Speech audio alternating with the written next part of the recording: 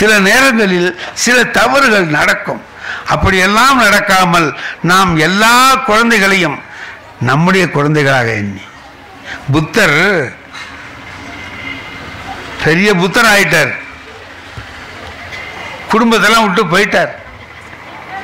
மறுபடியும் வர்றார், கபிலவாஸ்துவுக்கு வர்றார். அவர் பிறந்த வீட்டிலேயே போய் பிச்சை எடுக்க போறார். எங்கே பார்த்தாலும் பிச்சை வாங்கிட்டு வர்றார். அவருடைய வீட்டில் போய் பிச்சை எடுக்க போறார். அப்போ அவருடைய மனைவி வந்து நின்று பார்க்குறாங்க, அழுறாங்க. இப்போ அவர் மகன் ராகுலன் வர்றான். அப்பாவை பார்க்க, இதுதாண்டா அவங்க அப்பா. இப்போ இப்படி அரச குடும்பத்தில் பிறந்தவர் பிச்சை எடுக்கிறார். அந்த பையன் கேட்டான், ராகுலன் கேட்டான், ஏப்பா உனக்கு என் மேலே அன்பு பாசம்லாம் இல்லையா? ஏன் என்னை விட்டுட்டு போனேன்னு கேட்குறான். உனக்கு என் மேலே பாசம் இல்லையா? ஏன் என்னை விட்டுட்டு போனேன்? உன் மேலே ரொம்ப பாசம் இருக்குடா அப்படின்னார். அப்புறம் ஏன் விட்டுட்டு போனேன்? அதே மாதிரி உலகத்தில் இருக்கிற எல்லா பிள்ளைகள் மேலேயும் எனக்கு பாசம் இருக்குடான்னார். உன் மேலே நான் எவ்வளவு பாசம் வச்சிருக்கேனோ அதே பாசத்தை எல்லா பிள்ளைகள் மேலேயும் நான் வைத்திருக்கிறேன். அதனால உலக நன்மைக்காக பாடுபடுகிற நிலைக்கு நான் வந்திருக்கேன். உன்னை நான் மறந்துட்டேன்னோ உன் மேலே பாசம் இல்லைன்னோ நீ நினைச்சிடாதேன்னு சொல்லி சொல்றார். உலகம் முழுவதையும் நம்ம நேசிக்க கற்றுக்கொண்டோமானால் எங்கே வரும்? எந்த இடத்திற்கு நாம் போகிறோம்? உயர்ந்த இடத்திற்கு போகிறோம். திருவள்ளுவர் ஒரே ஒரு குறள் நமக்காக சொல்லியிருக்கிறார், மனத்துக்கண் மாசு இளநாதல் அனைத்து அரண் ஆகுல நீர பிற. என்னங்க அதுக்கு அர்த்தம்? மனதிலே குற்றமில்லாமல் இருப்பதுதான் அறம், தர்மம். மற்றதெல்லாம் அது என்னவோ ஆடம்பரம், விட்டுருப்போம், மற்றதெல்லாம் வேற. ஆனால் மனதிலே எவன் ஒருவன் குற்றமில்லாத வகையிலே இருக்கிறானோ அவன் செய்வது அனைத்தும் அறமாக இருக்கும். அவன் நல்லது செய்ய தவிர கெட்டது செய்ய அவனுக்கு தெரியாது. ராமகிருஷ்ண பரமஹம்சர் இதுக்கு ஒரு கதை சொல்றார். ஒரு குரு சிஷ்யன், சாமியார், பெரிய சாமி ஒரு சின்ன சாமி, ரெண்டும் ஆற்றுல இறங்கி அக்கறைக்கு போகணும். இறங்க போகுது. இறங்கும் போது ஒரு பெண், அழகான பெண் வர்றா, இளம் பெண். அந்த பெரிய சாமியார்கிட்ட போய், சாமி எங்கள் அம்மா வீடு அக்கறையில் இருக்கு, அம்மாவுக்கு ரொம்ப உடம்பு சரியில்லைன்னு சொல்லி செய்தி வந்திருக்கு, படகு ஒன்றுமே இல்லை, ஆற்றுல இறங்கி தான் அக்கறைக்கு போகணும், எனக்கு நீச்சல் தெரியாது, ஆற்றை பார்த்தா ஆழமாக இருக்கும் போல இருக்கு, என்னை கொஞ்சம் கையை பிடிச்சி அக்கறையில் விட்டுடுங்கிறார். இப்போ சாமியாருக்கு கோவம் வந்துருச்சு. நீ என்னை என்ன நினைச்ச? நீ ஒரு பொம்பளை நான் தொடுவேனா? நான் எவ்வளோ பெரிய சாமி, நான் துறவி, அப்படி ஆக்கணும் இப்படி ஆக்கணும்னு சத்தம் பண்ணான். அப்போ தான் அழைச்சி போறனா அழைச்சிட்டு போ, எதுக்கியா கத்துறேன்ட்டு வந்தா. சின்ன சாமிகிட்ட வந்தா, சாமி நீங்களாவது என்னை கொண்டு அக்கறையில் விடுங்க என்ன. அவ்வளோதானம்மா, வான்னு கையை பிடிச்சி அழைச்சிட்டு வந்தான். நடுப்புற ஆழம் அதிகமாக போச்சு, நனைஞ்சிட்டான், உடம்பு பூரா நனைஞ்சு போச்சு. தூக்கி தோளில் போட்டான், போட்டுக்கிட்டு போகிறான். பெரிய சாமி திரும்பி இதை பார்த்தான். அவனுக்கு ஆத்திரம்.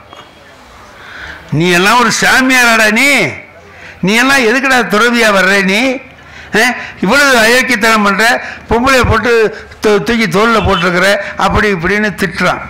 மனசுக்குள்ள அவன் என்ன நினச்சிட்டு இருக்கான்? அட நம்மளே இந்த வேலையை செஞ்சுருக்கலாமே அப்படின்னு அவன் நினச்சிட்டு இருக்கான். அங்கே போகும்போது அந்தாண்ட போனான், அங்கே போய் திட்டுறான். இவன் போனான், சின்ன சாமி கொண்டு அங்கே விட்டான், நீ போமான்னா அவன் போயிட்டான். திரும்பி திரும்பி திட்டுறான் இவனை. அங்கே ஒரு பெரிய கூட்டம், அந்த மாதிரி கூட்டத்தில் சாமியார் பேசுகிறார். எதுக்க சிஷ்யன் உட்காந்துருக்கான். சொல்லுவேன், சாமியார்லாம் இந்த காலத்தில் கெட்டு போயிட்டானுவ, அப்படி போயிட்டா. இந்த பக்கம் என் சிஷ்யன் இந்த உட்காந்துருக்கான், இந்த பையன் இன்னைக்கு என்ன பண்ணான்னு தெரியுமா அப்படின்னு அந்த செய்தியெல்லாம் சொல்கிறான். ஏண்டா நீ பண்ணினியா இல்லையாடாவில்? தூக்கி தோளில் போட்டு. அவன் எழுந்தான். சாமின்னா என்னடா அப்படின்னா, நான் அவளை அங்கேயே விட்டுட்டேன், நீங்கள் விடவே மாட்டேங்கிறீங்களே சாமின்னா. நான் அவளை அங்கேயே விட்டுட்டேன், நான் தொட்டேன், தூக்குனேன், என் மனசில் எந்த குற்றமும் இல்லை, விட்டேன். நீ தொடலை, ஆனால் அவளையே நினச்சிக்கிட்டு இருக்கேன். இது 2 பேரில் யார் குற்றவாளி? திருவள்ளுவர் கேட்கிறார், மனதில் குற்றம் இல்லாமல் இருப்பது தான் அறம் தர்மம் என்று சொல்லுகிறார். ஆகவே மனதை தெளிவாகவும் குற்றமற்றதாகவும் வைத்துக் கொள்வதற்கு நாம் நம்முடைய பிள்ளைகளை பழைக்கணுமானால் அந்த பிள்ளைகள் உயர்ந்த இடத்திற்கு வருவார்கள். நாம் எதிர்பார்க்கிற இந்த இந்தியா எப்படி வரணும்னு நாம் நினைக்கிறோமோ அதில் நம்முடைய தமிழ்நாடு இருக்குதுங்களே, சிறந்த பண்புகளை கொண்ட நாடு, சிறந்த பண்புகளை கொண்ட நாடு. அந்த நாட்டிலே உள்ள பிள்ளைகள் எல்லாம் நாளை நம்முடைய பண்பாட்டை காக்கிறவர்களாகவும் நமக்கெல்லாம் மேலும் மேலும் அந்த பண்பாட்டு செழிப்பை உண்டாக்கக்கூடியவர்களாகவும் வர வேண்டுமானால் நம்ம பெரியவர்களாக இருக்கிற நாம் அவர்களுக்கு சொல்லுவதை விட நடந்து காட்ட வேண்டும். நாம் நடக்கிறத தான் அது எல்லாமே அவனுக்கு தெரியும். இப்படி தான் நடக்கணும், இப்படி நாம் நடந்து கொள்வது தான் நேர்மை முறை என்று கற்றுக்கொள்வார்கள். அதை நாம் அவர்களுக்கு சொல்லித்தர வேண்டும் என்பதுதான் முக்கியம். அவ்வாறு செய்வதற்கு நம்முடைய பெரியவர்கள் எல்லோரும் நாம் எல்லாரும் முதல்ல தெளிவாக இருந்தோம்னா நம்முடைய பிள்ளைகள் நல்லவர்கள். கொண்டு வந்து பிள்ளைகளை சேர்க்கும்போது அந்த காலத்தில் சொல்லுவாங்க, களிமண்ணை கொடுத்துருக்கேன் உங்கள் கையில். ஆசிரியர்கள்ட்ட சொல்லுவாங்க பெற்றோர்கள், களிமண்ணை கொடுத்துருக்கிறேன், இதை நீ தெய்வ சிலையாகவும் செய்யலாம், குரங்காகவும் செய்யலாம், அது உங்கள் கையில் இருக்கு, என் பிள்ளைய உயர்ந்த நிலைக்கு கொண்டு வாங்க ஐயா அப்படின்னு சொல்லி ஒப்படைப்பாங்க. ஒரு ஆசிரியனுக்கு அந்த பொறுப்பை கொடுப்பாங்க. நாம் அந்த பொறுப்பை ஏற்றுக்கொண்டுதான் இவைகளை எல்லாம் செய்கிறோம்.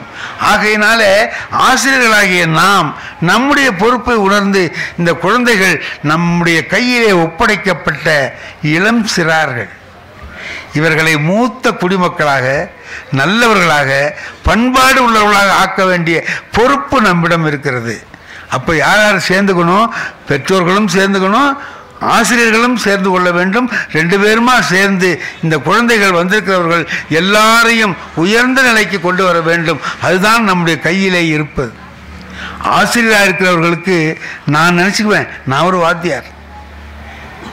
ஒரு பையன் என்கிட்ட படித்தான், அவன் நல்லா படிக்கலை, கடைசியில் வந்தான், பரீட்சை எழுதினான், ஃபெயிலாக போயிட்டான். எங்கள் வீட்டுக்கு வந்தான், ஐயா நான் தான் ராமலிங்கம். வாய்யா, என்ன ஒன்று தெரியாதா சொல்றிய? ஏய்யா பரீட்சை எழுதினே, நான் என்ன ஆனேன்னு நீங்கள் ஏதாவது கவலைப்பட்டீங்களோன்னா? ஆமாப்பா, என்னடா ஆனே? போயிட்டு சார், கணக்கில் போயிட்டு சார், 1 மார்க் சார், ஒரே மார்க் சார். எனக்கு வருத்தமாக போச்சு. திருத்தினவர் 35 மார்க்குக்கு 34 மார்க்கை போட்டு ஃபெயில் ஆக்கி விட்டாரு. அந்த 1 மார்க் சேர்த்து போட்டிருந்தா பிள்ளை பாஸ் ஆகிருப்பானே அப்படின்ட்டு மார்க் ஷீட்டை வாங்கி பார்த்தா 1 தான் வாங்கியிருக்கான். என்னடா 1 தானடா வாங்கியிருக்கேங்கிறேன், நான் தானே சொன்னேங்கிறான். நான் என்ன சொன்னேன்? கணக்கில் போயிட்டு 1 மார்க்குன்னு, நீங்களாம் 34 நினச்சிங்கன்னா நான் என்ன சார் பண்ணுறதுன்ட்டு. சரிடா இப்போ என்ன பண்ணலான்னு, அதான் உங்களை கேட்க வந்திருக்கேன், என்ன செய்ய? எழுது, மறுபடியும் அதை எழுதலாம் சார், 4 தடவை எழுதலாம் சார், 4 தடவையும் அதே 1 மார்க் வாங்குறோம். எப்படா கரெக்டாக ஒரு மார்க்கை வாங்குறேன்னு. அதுக்கு அவன் சொல்கிறான், அந்த திருத்துறவருக்கு சைபர் போட தெரியாது போல இருக்கு சார், அதனால் 1 போடுறாரு, இல்லைன்னா நான் 1 வாங்குறதுக்கு எந்த நியாயமும் இல்லை, என்னமோ 1 போட்டுக்கிறாரு அவர் அப்படின்னு சொல்லி சொல்கிறான். சரிடா, என்ன இப்போ நீங்கள் இதை பார்த்து சொல்லுங்கள் சார், எழுதுங்கிறீங்க, நான் எழுதுகிறேன் ஃபெயில் ஆகிறேன், இப்படி சொல்லாதீங்க, கொஞ்சம் நல்லா யோசித்து சொல்லுங்கண்ணா. இனிமேல் நீங்கள் எழுத வேணாண்டா, இப்போ தான் நீங்கள் கரெக்டாக சொல்கிறீங்க.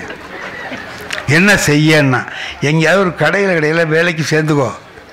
ரொம்ப நாளாக அப்பா கிட்ட பணம் வாங்கியிருக்கேன், ஒரு 10 ரூபா சம்பாரித்து உங்கள் அப்பாவுக்கு கொடுற. நல்ல யோசனை சொல்கிறீங்க சார், எங்கேயாவது ஒரு கடையில் வேலை வாங்கி கொடுங்கண்ணா. இந்த எங்கேயாவது வேலை வாங்கினா என்னையே கேட்குறியடா அப்படின்னு. உங்களை நம்பி தானே சார் நான் இருக்கேன், இங்கே பாருங்கன்னு. திருச்சியில் 2 லாரி வச்சுருந்தாருங்க ஒருத்தர், 2 லாரி. நான் போனேன்னா எங்கேயாவது பேசிட்டு வந்தேன்னா பஸ்ஸுக்கு வந்து அங்கே நிற்பேன். அவர் ஒரு ஸ்டூல் எடுத்து போடுவார், உட்காந்துருப்பேன். பஸ்ஸு வர்ற வரைக்கும் வந்தால் நிறுத்தி என்னை ஏற்றி விடுவார். நல்ல மனுஷன், எனக்கு உதவியாக இருப்பார். நான் அவர்கிட்ட உட்காந்துருக்கும் போது ஒரு நாள் சொன்னேன், இந்த ராமலிங்கம்னு ஒருத்தன் இருக்கான், என்ன எங்கேயாவது வேலை வாங்கி கொடுக்க சொல்கிறான். நான் என்ன எம்ப்ளாய்மெண்ட் ஆஃபீஸாக வச்சுருக்கேன், அவனுக்கு சொல்கிறேன், கேட்க மாட்டேங்கிறான். நீங்கள் தான் வாங்கி கொடுங்கங்கிறான். உன் கம்பெனியில் ஏதாவது சேர்த்துக்கையான்னு.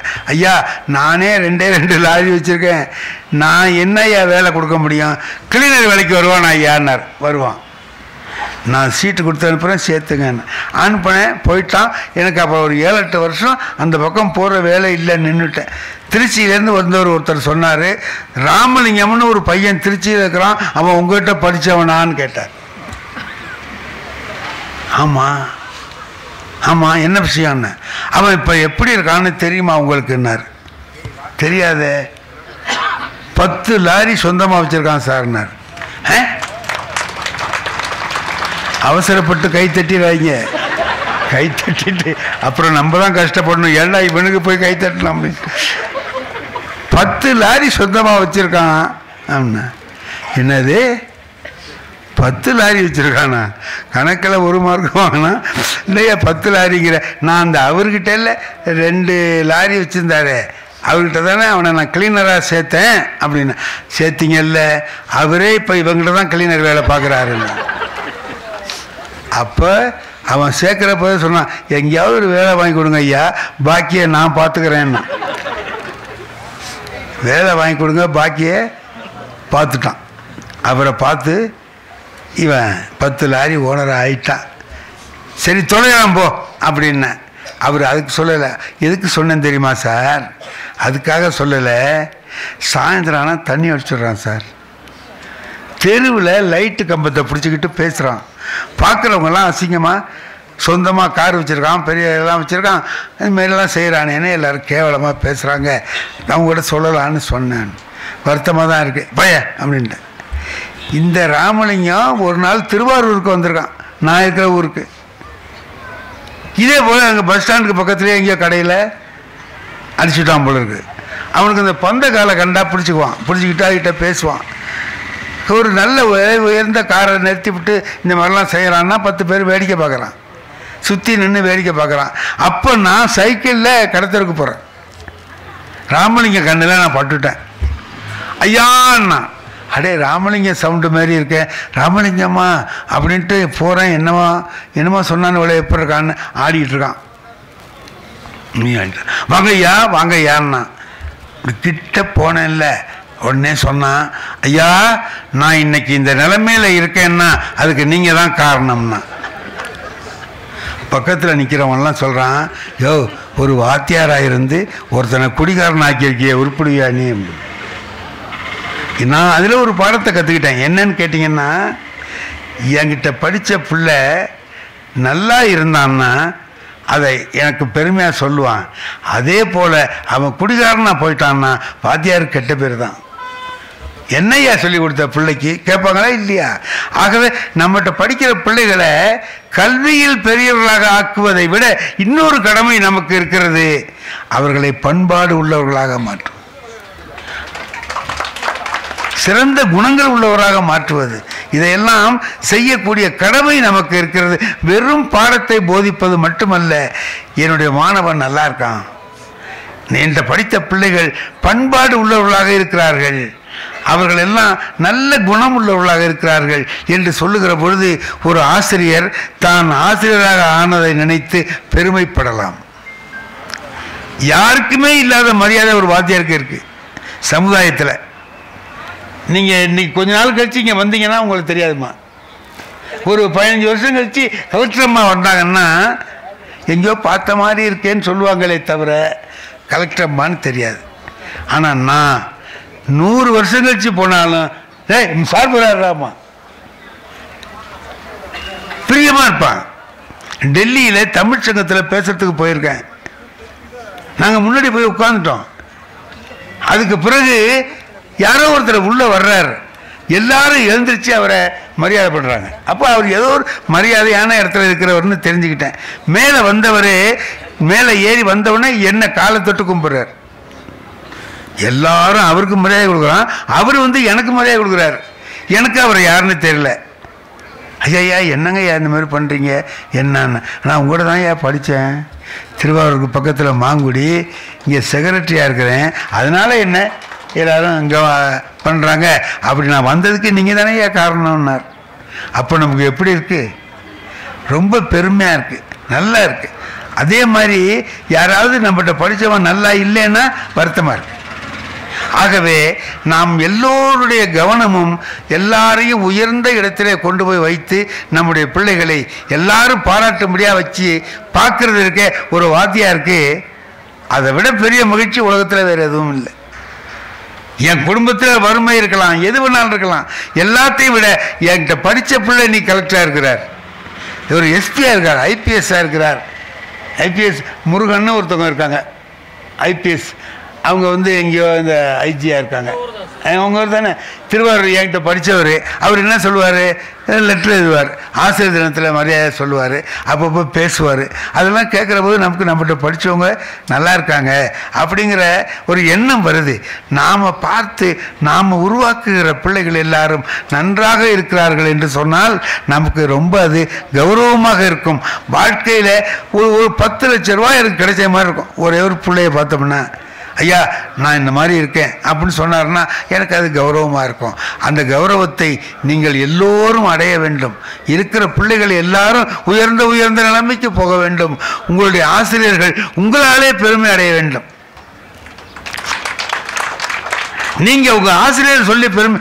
அப்துல் கலாம் ஒரு காலத்தில் வரும்போது என்ன பண்ணிட்டு இருந்தாருன்னா, செயின்ட் ஜோசப்ஸ் காலேஜில் நான் படித்தேன்னு சொன்னார். திருச்சியில் செயின்ட் ஜோசப்ஸ் காலேஜில் நான் படித்தேன் அப்படின்னு சொல்லி அது பெருமைப்படுவார். அதுக்கு பிறகு அவர் பெரிய விஞ்ஞானி ஆகி குடியரசுத் தலைவராக ஆனதுக்கு பிறகு செயின்ட் ஜோசப்ஸ் காலேஜ் சொல்லுது இவர் எங்கிட்ட படித்தார் அப்படின்னு. அப்போ பாருங்க, அவர் அந்த காலேஜால் அவர் பெருமை அடைந்தார். அவர் உயர்ந்த இடத்துக்கு போன பிறகு காலேஜ் அவரை சொல்லி பெருமை அடைகிறது. அந்த உயர்ந்த இடத்தை நாம் எல்லோரும் அடைய வேண்டும். நிறைய குழந்தைகளை பார்த்த உடனே எனக்கு உங்கள்கிட்ட நல்ல செய்தி சொல்லணும் அப்படிங்கிற ஆசை வந்ததுனால எல்லாமே உங்களுக்குள்ள செய்திகளாகவே இன்னைக்கு சொல்லியிருக்கிறேன். எல்லாவற்றையும் நினைத்து பார்த்தீர்களானால் எல்லாம் இன்பமயமாக இருக்கும். எல்லாம் இன்பமயமாக இருக்கும், துன்பமே இல்லை. அப்பரடிகள் திருநாவுக்கரசரை கைது பண்ணி அழைச்சிட்டு போகிறதுக்கு வர்றான். பல்லவ மன்னன் ஆள் அனுப்புகிறான். வந்து வான்னு கூப்பிட்றாங்க. அப்போ அவர் சொல்கிறார், யாமாருக்கும் குடியல்லோம்னு சொல்லிட்டு கழித்து சொல்கிறார், இன்பமே துன்பம் ஒரு நாளும் இல்லை. என்னைக்கு எனக்கு இன்பம் தாண்டா, துன்பமே. பாரதியார் எல்லா கஷ்டங்களையும் அனுபவிச்சார். சாப்பிட சோறு இல்லை, அரிசி இல்லை. ஆனால் அவர் என்ன பாடினார் தெரியுமா? எத்தனை கோடி இன்பம் வைத்தாய் இறைவா. இன்பமாக வச்சான், அவருக்கு துன்பம் தான் வச்சிருக்கிறான். அவர் என்ன செய்வார் தெரியுமா? ஒரு மனுஷன் நடக்கிற மாதிரி அவர் நடக்க மாட்டார். அவர் மனைவி தான் பாவம், என்ன பாடுபட்டாங்களோ அந்த அம்மா. ஜூவுக்கு, திருவனந்தபுரம் ஜூவுக்கு போகிறார் அவர். அங்கே சிங்கத்தை பார்த்தவொடனே சொல்கிறார், நீ காட்டுக்கு ராஜா, நான் பாட்டுக்கு ராஜா. சிங்கத்துக்கிட்ட கேட்குமா? அதுக்கிட்ட போய் சொல்கிற, நீ காட்டுக்கு ராஜா, நான் பாட்டுக்கு ராஜான்னு அதை போய் தடை கொடுக்குறாரு. அந்த அம்மா என்ன சொல்கிறாங்க, அவர் மனைவி செல்லம்மா, கடவுளே அந்த சிங்கத்துக்காவது நல்ல புத்தியை கொடுங்கிறார். அதுக்காவது நல்ல புத்தியை கொடு, ஒன்றும் வேண்டாமல் இருக்கட்டும். அதனால் ஒரு உயர்ந்த நிலை, அவ்வளவு கஷ்டத்தில் இருந்தாலும் கூட எத்தனை கோடி இன்பம் வைத்தாய் இறைவா என்று சொல்லுகிற மனநிலை. ஆகவே நீங்கள் எவ்வளதோ செய்திகள் வரலாம், தீமையானது மற்றவர்களுக்கு கெடுதல் செய்கிறது, இது மாதிரி செய்திகள் வந்தால் விட்டு தள்ளிடுங்க. நல்ல நல்ல செய்திகள் ஏராளம் வருது, அவைகளை எல்லாம் படித்து அப்படி நாமும் வர வேண்டும் என்று நினைத்து மேலே வர வேண்டும். நீங்கள் எல்லாரும் நிறைய கூட்டம் இருக்கிறத பார்த்தோன்னே நான் என்ன நினச்சேன் தெரியுமாம்மா? கச்சாமுச்சான்னு பேசிகிட்டு இருப்பாங்க, நம்மளால் பேச முடியாதுன்னு அருமையாக கேட்குறாங்க. இவ்வளவு பக்குவமாக கேட்குற பிள்ளைகளும் பெற்றோர்களும் வந்து நிறைந்திருக்கிற கூட்டத்தில் பேசுவது எனக்கு பெருமையாக இருக்குது. இதெல்லாம் பார்த்தோன்னே இன்னும் ஒரு 2 மணி நேரம் பேசலாமான்னு ஒரு ஆசை. இந்த பையன் சொல்கிற மாதிரி, இதுக்கு தாண்டா பேசாமல் இருக்கக்கூடாது, பேசியிருந்தாலும் அந்த ஆள் முன்னாடியே நினச்சிடுவான் அப்படின்ட்டு. ஆனால் பேச மாட்டேன். ஏன் தெரியுமா? அமெரிக்காவில் நடந்தது எனக்கு தெரியும். அமெரிக்காவில் ஒருத்தன் என்ன பண்ணான், காலையில் 10 மணிக்கு பேச ஆரம்பித்தான், மத்தியானம் 1 மணி வரைக்கும் பேசினான். எவ்வளோ நேரம் பேசியிருக்கான்? 3 மணி நேரம் பேசியிருக்கான். அப்புறம் சொன்னான், இனிமேல் விஷயத்துக்கு வருவோம்னா. ஆஹா, 3 மணி நேரம் பேசியிருக்கான், இன்னும் விஷயம் பேசல. விஷயம் இல்லாமலே 3 மணி நேரம் பேசுகிறான்னா அப்போ விஷயத்தை எவ்வளோ நேரம் பேசுவாங்க? மணி 1, பசிக்குது. பார்த்தான், நம்ம ஊர் மாதிரி பொறுமையாக இருக்க மாட்டான்ல அமெரிக்காவில். அங்கேருந்து மேடையில் ஏறி ஒருத்தன் வந்தான், பேண்ட்டு பாக்கெட்டில் கையை விட்டு எடுக்கிறான், துப்பாக்கி எடுத்து இப்படி மேஜை மேலே வச்சுட்டு பேசுகிறவரை பார்த்தான். இன்னும் கை காலெலாம் ஆட ஆரம்பிச்சிட்டுது. இந்தரே வேணாம்னா சொல்லு, நிறுத்திடுறேன், அதுக்காக நீ துப்பாக்கியெல்லாம் எடுக்காத அப்படின்னா. யோ நீ பேசியா, நீ இப்போ தான் விஷயத்துக்கு வந்திருக்க, பேசு. நீ ஒன்று சுட மாட்டேங்க, பேசு. அப்புறம் எதுக்கு வச்சிருக்கேன்னா, ஒன்று சுடுறதுக்கு இல்லைடா. அப்புறம் ஒன்று ஒரு பேச்சாளன்னு ஒருத்தர் கூப்பிட்டு வந்தார் பாரு, அம்மா சிரிக்கிறாங்க. அவங்க இவரை ஒரு பேச்சாளர் கூப்பிட்டு வந்தி அப்படின்ட்டு அதுங்களுக்கு தானே கூப்பிட்டு வந்திருக்க துப்பாக்கின்னா. அதனால் நம்மளை கூப்பிட்டதுனால யாருக்கும் எந்த கெடுதலும் வந்துவிடக்கூடாது. ஆகையினால் இந்த அளவிலே நிறைவு செய்கிறேன். நன்றி, வணக்கம். என்ன அழகு, என்ன ஆனந்தம். கடவுள் மறுபிறவியா குழந்தை, அவங்ககிட்ட பேசி பாருங்க. ஆனால் நம்ம நாட்டில் தேதி கண்டுபிடிச்ச மாதிரி உலகத்தில் எவனும் கண்டுபிடிக்க முடியாது. பிப்ரவரி 14 காதலர் தினம். நவம்பர் 14 சரியாக 10 மாதம் இடையில. என்ன டெக்னிக்காக தெரிஞ்சு வச்சானா அவன், தெரியாமல் வச்சானா? எனக்கு ரொம்ப ஆச்சரியமாக இருக்கும். சும்மா இருக்கிற நேரத்தில் இப்படி தான் எதாவது குறைஞ்சின்னு இருப்பேன். ரொம்ப குழந்தைகள் வைரங்கள், அவர்களை திட்டாதீர்கள், தீட்டுங்கள் என்று தான் நான் நிறைய பெற்றோரிடத்தில் சொல்கிறது. தீட்டுங்கய்யா, அவனை தட்டி கொடுங்கய்யா, ஊக்கப்படுத்துங்கய்யா, உற்சாகப்படுத்துங்க. தேசத்தின் சொத்தே நாளைய தலைமுறை அவன்தான்யா. நேற்றைய தலைமுறை என் தாத்தாவும் பாட்டியும் என்னுடைய அப்பாவும் அம்மாவும் எனக்கு நிறைய கொடுத்தாங்கய்யா. நாம் அவனுக்கு என்னையா கொடுக்குறோம்? படி படி படி படி படி, மார்க் வாங்க மார்க் வாங்க மார்க் வாங்க, வெளிநாட்டுக்கு ஓடிப்போ. அவன் என்ன பண்ணுவான், அங்கே போய் செட்டில் ஆகிடுறான். அது அம்மாவும் அப்பாவும் அது ஊட்டையும் முதியோரில் மாக்கின்னு உட்காந்துங்குது. இது என்ன லைஃபு, என்ன ஸ்டைலுன்னே தெரியல. யார் யார் வீட்டு பிள்ளைகள் வெளிநாட்டுக்கு போகாமல் அப்பா அம்மாவோட கூடனா கொடுத்து வச்ச புண்ணியமாங்க வீடியாது. சந்தோஷப்படுங்க, சந்தோஷப்படு. எதுலேயுமே மகிழ்ச்சி பார்க்குறது நம்ம மனசில் தான் இருக்குது. அதான் மனசை படிங்கன்றேன். மனசை படிக்காத வெறும் படிங்க, அதையும் படிங்க, புத்தியில் ஏற்றுங்க, அந்த மனசை படிங்க. மனசு தான் சார் தீர்மானிக்குது, இது நல்லதா இது கெட்டதா, இது செய்யலாமா வேணாமா, இதான் மனசான தீர்மானிக்குது. நான் உன்னை ஒரு விஷயம் சொல்கிறேன். இப்போ நம்ம ஐயா இருக்கிறாங்க, ஜெயராம் ஐயா இருக்காங்க. ஒரு 10 கிலோ ஊட்டி உருளைக்கிழங்கு ஒரு பையில் போட்டு, 10 கிலோ ஊட்டி உருளைக்கிழங்க பையில் போட்டு, ஐயா இதை அந்த ரோடு வரைக்கும் தூக்கின்னு போங்கன்றார். எனக்கு கொஞ்சம் சங்கடமாக இருக்கும். எதுக்கு நம்மளை இந்த கஷ்டத்தை கொடுக்குறாருன்னு நினைப்பேன்னா நினைக்க மாட்டேனா? நினைப்பேன். திரும்பி வந்துட்டேன். அதே ஐயா ஒரு அழகான குழந்தை, அதுவும் 10 கிலோ. அந்த குழந்தைய என் கையில் கொடுத்து, புலவரையா அந்த குழந்தைய தூக்கிட்டு வாங்கலாம் அந்த கார் வரைக்குன்றார். அந்த குழந்தைய மாற்றி மாற்றி கொஞ்சி குலாவி சந்தோஷமாக எடுத்துகிட்டு வருவேன். அதே 10 கிலோ தான் எடை இருக்குது அந்த உருளைக்கிழங்கு பையும். அதே 10 கிலோ தான் அந்த குழந்தையும். ஒன்று சுமையாக தெரிகிறது, இன்னொன்று சுகமாக தெரிகிறது. இதை தீர்மானிக்கிறது எது? சுமையோ சுகமோ சுமக்கிற பொருளில் இல்லை, சுமக்கிற மனிதனுடைய மனதை பொறுத்தது தான். நீங்கள் இஷ்டமாக பார்த்தா அது இஷ்டம், கஷ்டமாக பார்த்தா அது கஷ்டம். எவ்வளோ பேர் அன்றைக்கி வீட்டுக்காரங்க கூட என்னம்மா பார்க்குறான், அறிவு ஜீவியா அவன். அங்கே என்னையா பொட்டு பொட்டுன்னு சத்தம் கேட்குதுன்னு அந்த அம்மா சம்சாரம் கேட்டுது. 3 பொம்பளையை அடிச்சுட்டே 2 ஆம்பளையை அடிச்சுட்டேன்னா அந்த அம்மாவுக்கு தூக்கி வாரி போட்டுது. ஈல எப்படியா பொம்பளையே ஆம்பளைன்னு கண்டுபிடிச்சே, அதிசயமாகுதுன்னு. இல்லை, 3 ஈ டிவி மேலே உட்காந்துது, 2 ஈ பீர் பாட்டில் மேலே உட்காந்துதுன்னா அது போகிற இடத்த வச்சு அவன் கண்டுபிடிச்சிருக்கான். நீங்கள் என்னைக்காவது வீட்டில் உக்காந்துன்னு கலகலப்பாக பேசியிருக்கிறீங்களே, அதுவும் காணாமல் போச்சியா? கலந்து பேசினால் கலவரமே வராது. கோர்ட்டுக்கு ஏன் சார் போகிறான்? மனிதனை படிக்கலை. மனிதனை படியுங்கள். மனிதனை படிச்சிங்கன்னாக்கா நீங்கள் கோர்ட் வாசலில் போக மாட்டீங்க சார். இந்திய நாட்டு கலாச்சாரம் எவனாலும் அந்த கலாச்சாரத்தின் மீது கை வைக்க முடியாது. ஒருவனுக்கு ஒருத்தி என்ற பண்பாடு நிறைந்த பூமியாக இது வாழ்ந்து கொண்டிருக்கிற அற்புதமான பூமியா அது. சாதாரணமானது இல்லை இது.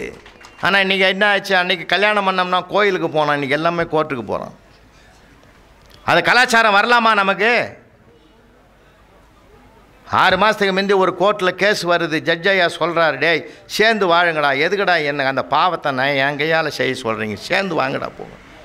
அவன் சொல்கிறான், நானும் எவ்வளோ முயற்சி பண்ணி பார்த்துட்டேன் ஜட்ஜ் ஐயா, நான் முடியாது, அது இனி பிரித்து விட்டுருணும்.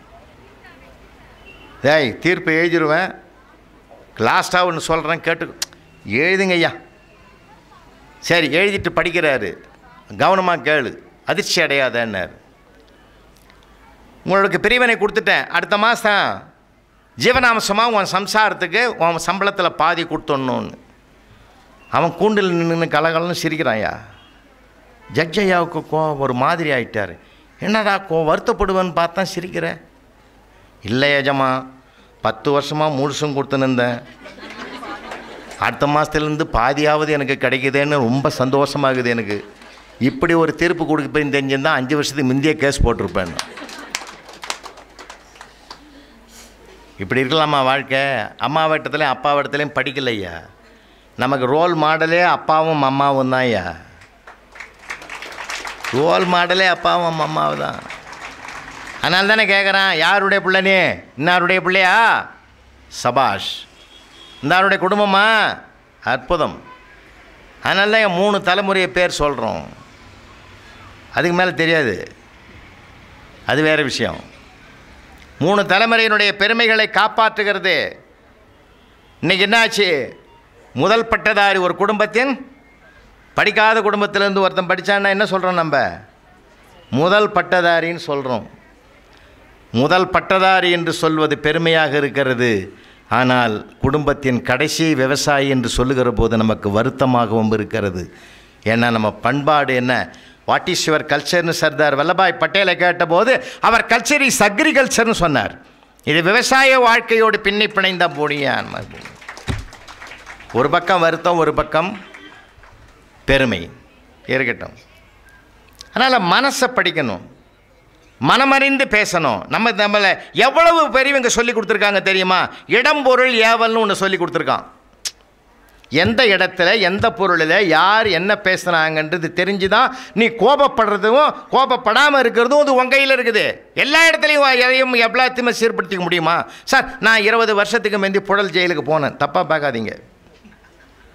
ஆயுள் கைதிங்களை 500 பேர் உட்கார வச்சு நான் ஸ்டாப் ஹியூமர் 1 மணி நேரம் பேசினேன். கைதி ஒருத்தன் நன்றி சொல்ல வந்தான். சிரிக்க சிரிக்க பேசினேன். புலவர் ராமலிங்க ஐயா வாழ்நாள் பூரா நம்ம கூடவே இருந்தால் நல்லா இருக்கும்னா. அப்போ அவன் என்னை ஜெயிலில் தள்ளணும்னு நான் விரும்புகிறான். என்னை வாழ்த்துறதுக்கு அவனுக்கு அதான் தெரிஞ்சுது. அவன் அவ்வளோ சந்தோஷத்தில் சொல்கிறான்னு அர்த்தம். அது வார்த்தைகள் எந்த இடத்துல யார் எப்படி பேசுகிறான் அதை வச்சு தான் சார் நம்ம தீர்மானிக்கணும். எல்லா இடத்துலையும் எல்லாத்தையும் வச்சு மேம் நான் தீர்மானிக்கிறோமா? இதெல்லாம் அனுபவ பாடம்ன்ற நான். புத்தகம் வெறும் புத்தகம், நம்ம பாட புத்தகம் கட்டுறது கடுகளவு, கல்லாதது மலையளவு இருக்குது. நீங்கள் போகிற இடம். இன்னொன்று சொல்லட்டுங்களா? எழுதி வச்சுங்க, எதிலிருந்தும் எதையும் கற்றுக்கொள்ளலாம். எதிலிருந்தும் எதையும் கற்றுக்கொள்ளலாம். நான் வாத்தியார், நான் தான் எனக்கு தெரிஞ்சது நான் தாண்டா கற்றுக் கொடுப்பேன்னு சொல்ல முடியாது. அவங்ககிட்ட இருந்தும் கற்றுக்கலாம். ஈரோடில் பக்கத்தில் சித்தோடில் பேசுகிறேன். மகாபாரதம் 5 நாள் சொற்பொழிவு. அந்த கதையை கேளுங்க. 5 நாள் சொற்பொழிவு. 3 நாள் பார்க்குறேன். ஒரு நல்ல அம்மா, நம்ம உதவியாளர் மாதிரி அம்மா, ஒரு வயசோடைங்க, மூத்த வயசுடைய ஒரு அம்மாவை கூட்டின்னு வந்து எதிரில் சேரில் உட்கார வச்சு ஆட்டோவில் இறங்கி கதையை கேட்டுட்டு வீட்டுக்கு போவோம். நான் 3 நாளாக பார்த்தேன். 4ஆவது நாள் கேட்டேன், அம்மா தாயே உங்கள் அம்மாவான்னு கேட்டேன். இல்லையா எங்கள் மாமியாருன்னு சொல்லி. இந்த நூற்றாண்டில் உன் மாமியாரை இவ்வளவு பவ்யமாக ஆட்டோவில் கூட்டாந்து உட்கார வச்சு பாரத கதையை கேட்டுட்டு ஆயுஷம் போகிறையே புண்ணியவதி, நீ நல்லா இருப்பேன்னு. அதெல்லாம் எனக்கு தெரியாது சார். மகாபாரதம் கேட்டால் உசுரே விட்டுருவேன்னு சொன்னாங்க. நானும் 3 நாளாக கொண்டாந்து காட்டுறேன். அது நடக்கலைன்னுச்சு. அதோட நான் அந்த அம்மா பக்கமே திரும்பலை. ஏன்னா அதில் நமக்கும் டேஞ்சர் இருக்குது. நான் பேசி ஒன்று போன மாதிரி ஆகிடும் இல்லை, அது நமக்கும் பாதகமாகுது. சில இடங்களில் சிலதெல்லாம் நம்ம அமைதியாக ஏற்றுக்கணும் சார். அதில் தான் இருக்குது விஷயமே.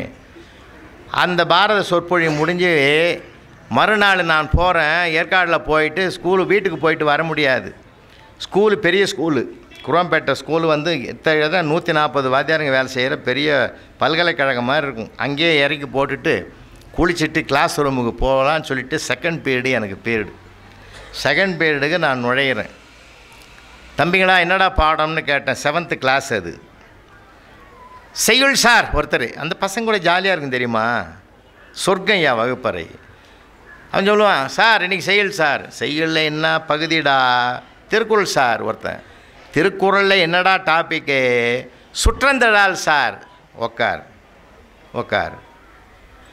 காக்கை கரவா கருந்துண்ணும் ஆக்கமும் மண்ண நீரார்க்க உள்ளதானடா சார். எப்படி சார் பார்க்காம சொல்கிறீங்க? அதான் 3 வருஷமாக நடத்துறேன். உட்கார்றா. சரி, நான் நேரடியாக இதுக்கு போக மாட்டேன். ஏழுமலை காக்கா பார்த்துருக்கியா நீ? சார் என்ன சார், வெள்ளிக்கிழமை, அமாவாசை, கிருத்திகை, ஏகாதசி எல்லா நேரங்களையும் எங்கள் அம்மா சோறு கொண்டு போய் முதல்ல வைக்கும் சார். காக்கான்னு ஒரு சவுண்டு கொடுங்க சார். 10 காக்கா வந்து அப்படியே சுற்றி ரவுண்டாக நிற்கும் சார். சண்டை இல்லை சார், சச்சரவு இல்லை சார், பிரச்சனை இல்லை சார், ஷேர் பண்ணி சாப்பிடும் சார். இதை நான் எவ்வளோ தரம் பார்த்துக்கிறேன் சார் நான். சபாஷ், இதைத்தாண்டா திருவள்ளுவர் சொல்கிறாரு.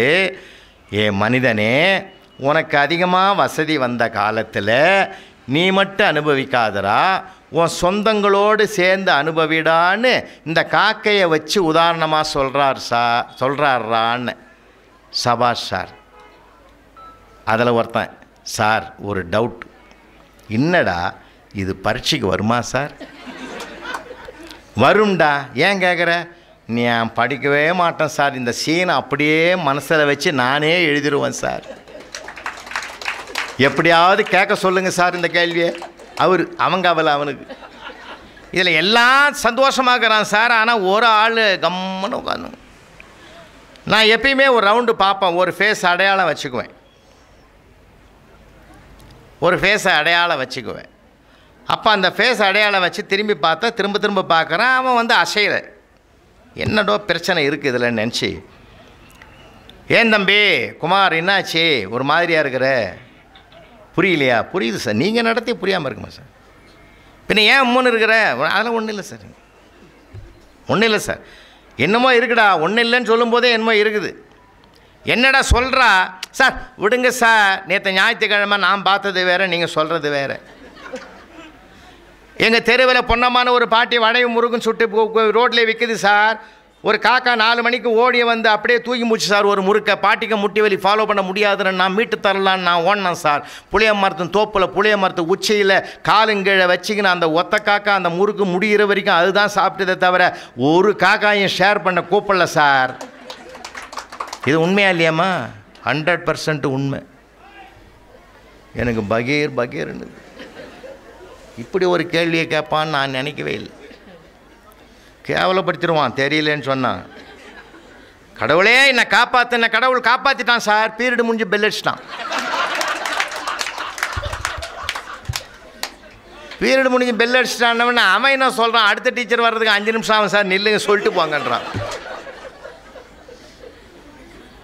நான் என்னென்னமோ சொன்னேன், ஃபேண்டாஸ்டிக் கொஸ்டின், பிரமாதண்டா சார், ஆன்சர் சொல்லு சார்னா என்னமோ சொல்கிறேன்டா.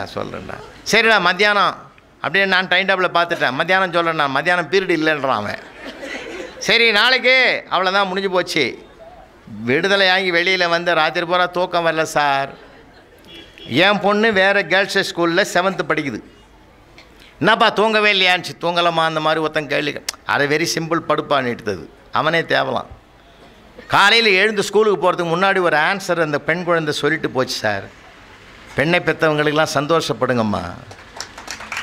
இந்த நூற்றாண்டில் பெண் குழந்தைகள் தான் அறிவு ஜீவிகளாக இருக்கிறார்கள். அவங்கள அடக்காதீங்க. நிறைய படிக்க வைங்க, டபுள் டிகிரி வாங்க வைங்க, ஜாபில் தன் காலில் நிற்கிற அளவுக்கு உயர்த்துங்க. ஏன்னா பையனுக்கும் பொண்ணுங்களுக்கும் வித்தியாசம் இருக்குது.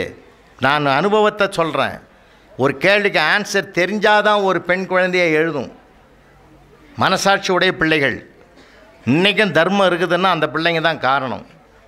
எங்கள் பையன் அப்படி இல்லை, தெரியணும்னு அவசியமே இல்லை. அவனுக்கு ஆன்சர் தெரியலன்னா தான் அதிகமாக எழுதுவான். நிஜமாங்க. ஒரு தடவை கேட்டிருந்தேன், பூகம்பம் எப்படி உருவாகும்னு எழுதிக்கிறான். பூந்து விளையாட்டான். கடல் கொந்தளிக்கும், பூமி வெடிக்கும், வானம் வெடித்து சிதறும், பெருக்கெடுத்து ஓடுகிற வெள்ளத்தில் எங்கள் தமிழையா முதலில் போய் விடுவார், அவரை தொடர்ந்து ஆடு மாடுகள் எல்லாம் போகும்னு எழுதிக்கிறான். யார் சண்டாள பாவி, எனக்கு பகீர் ஒரு குழந்தை கூட பெண் குழந்தை எழுதலை. அவனை கூப்பிட்டேன், டேய் உன்னை அடிக்கக்கூடாது, திட்டக்கூடாது, மன உளைச்சல் வர மாதிரி பேசப்படாது, அது ரைட்டு விட்டுக்கிறேன். இந்த மாதிரி அக்கிரமமாக எழுதிக்கிறியே, இது தப்புன்னு கூட நான் சொல்லக்கூடாதுன்னு ஓன்னு அழுதான் சார். மனசு மாறுமா மாறாதாங்க?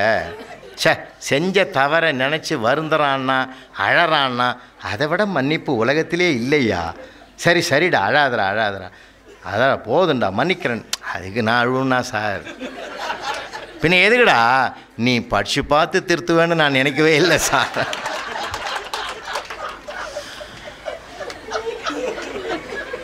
அப்படியும் நம்மளால் பல பேர் இருக்கு. இந்த வேல்யூவேஷன் சென்டரில் பார்த்தீங்கன்னா சார்னு அடித்து தள்ளுவான். இப்போ அந்த பையன் இந்த கேள்வி கேட்டான், ராத்திரி இப்போ கேட்டுட்டாமான்னு சொல்லிட்டு மறுநாள் என் பொண்ணு சொன்ன பதிலை கேட்டுக்கிட்டு நான் உள்ளே நுழையிறேன். சார் எவன் நேற்று கேள்வி கேட்டானா காம்பவுண்டு வெளியில் நிற்கிறான். ஐயா வணக்கம், எங்கே லீவு போட்டுருவீங்களோன்னு பார்த்தேன்னா. இப்போ அவன் நேரம் அவன் பேசுவான். இர்ரா போட வரான். செகண்ட் பீரியட் உள்ளே நுழையிறேன். முதல்ல நான் சொன்னேன், அற்புதமான கேள்வி கேட்ட அவனுக்கு எல்லாரும் ஒரு கைத்தட்டல் கொடுங்கடான்னு. ஏன்னா யார் ஒருவருடைய கேள்வி நியாயம் தர்மம் என்று நீங்கள் ஒப்புதல் ஏற்றுக்கொள்ளுகிறீர்களோ அப்பொழுது நீங்கள் தான் பாதி வெற்றியை பெற்று விட்டீர்கள். கைத்தட்டினாங்க பாருங்கள், அவனுக்கு ஒரு மாதிரி ஆயிடுச்சு. அப்போ நான் சொன்னேன், அவன் பார்த்ததாக சொன்னதும் ஒரு உண்மை கிடைக்கிறது, ஒரு தர்மம் கிடைக்கிது, நியாயம் கிடைக்கிது. திருவள்ளுவர் சொன்னதாக நான் சொன்னதிலேயும் ஒரு தர்மம் இருக்கிறது. என்ன தெரியுமா? மனிதர்களே, நேர்மையாக வருகிற பொருளை பகிர்ந்து கொள்ளுங்கள், தண்டனை கிடையாது.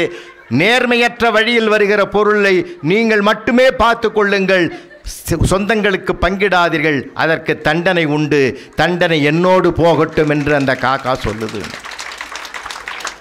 அந்த பையன் தன்னை மீறி சொன்னான் சார், சபாஷ் அப்படின்னா. அவன் சொல்லி நான் சொல்லணும், நான் சொல்லி அவன் சொல்கிறான். குழந்தை தானே, ரசிக்கணும்.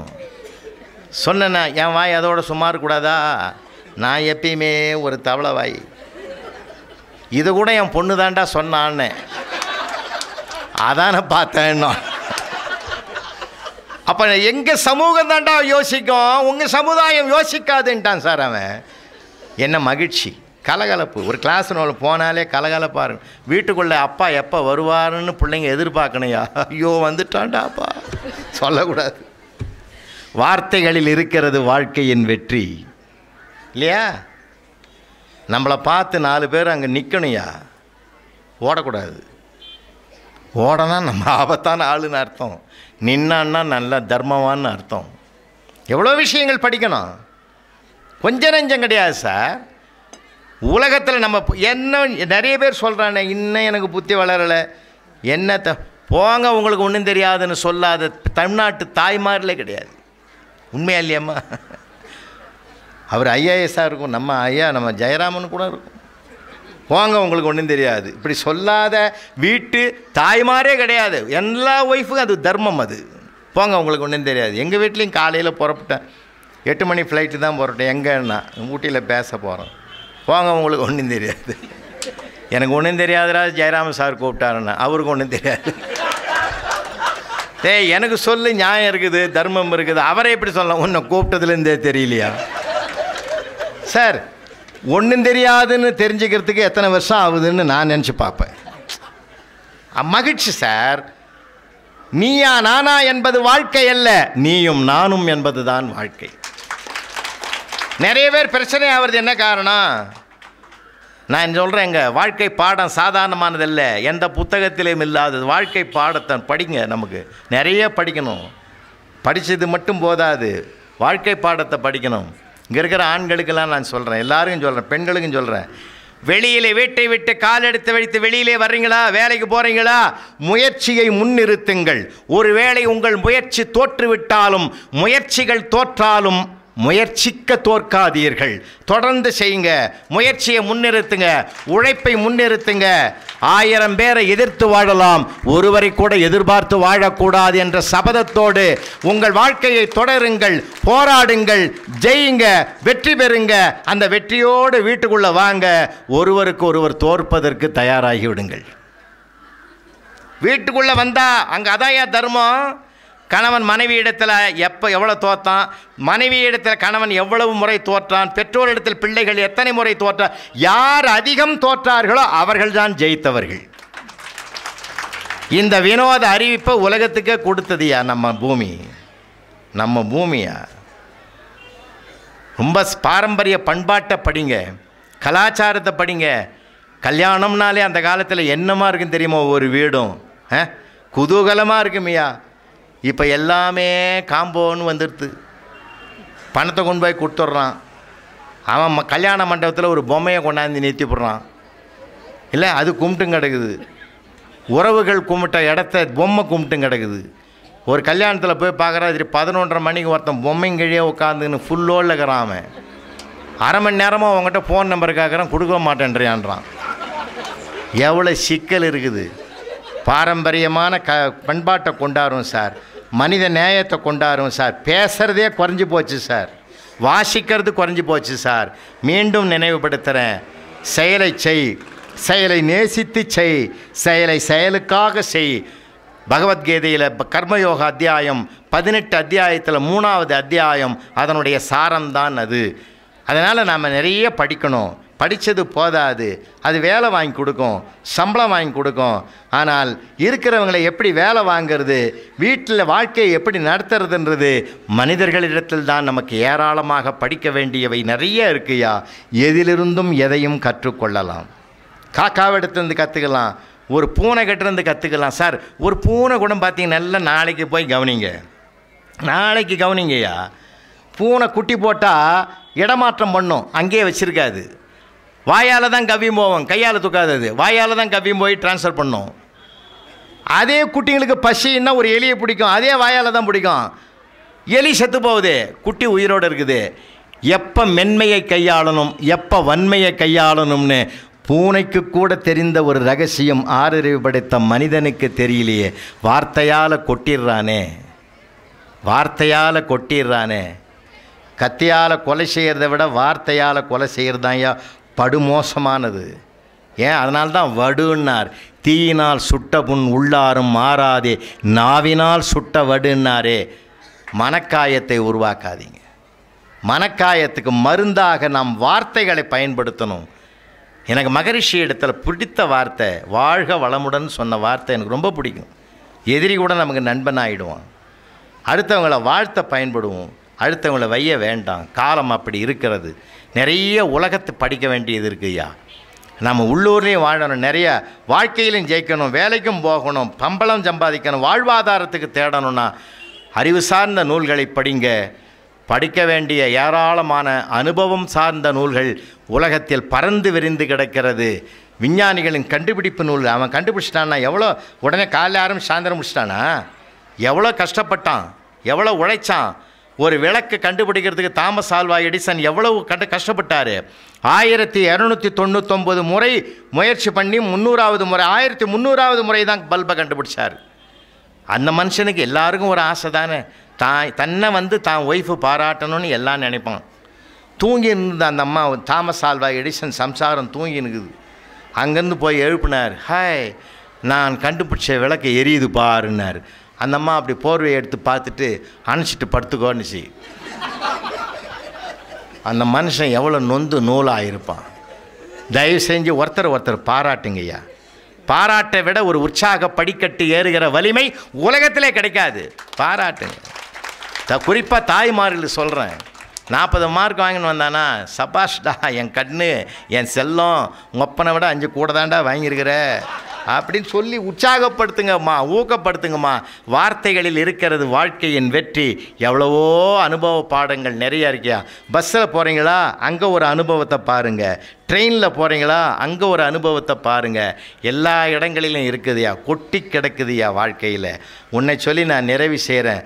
மகிழ்ச்சிக்கு ஒரு ஹியூமர் தான் வேணும்னு அவசியம் இல்லை. சூழ்நிலையே நீங்கள் நகைச்சுவையாக மகிழ்ச்சியாக மாற்றிங்க. என் பாட்டன் பாரதி சொன்னான், எத்தனை கோடி இன்பம் வைத்தாய் எங்கள் இறைவான்னு சொன்னான். சார், அவன் வாழ்நாள் பூரா அடிவயிறு பட்டினி. ஆனால் அவன் வார்த்தை பாருங்கள், எத்தனை கோடி இன்பம் வைத்தாய் எங்கள் இறைவா. அவன் எதுக்குமே கவலைப்பட்டது இல்லையா.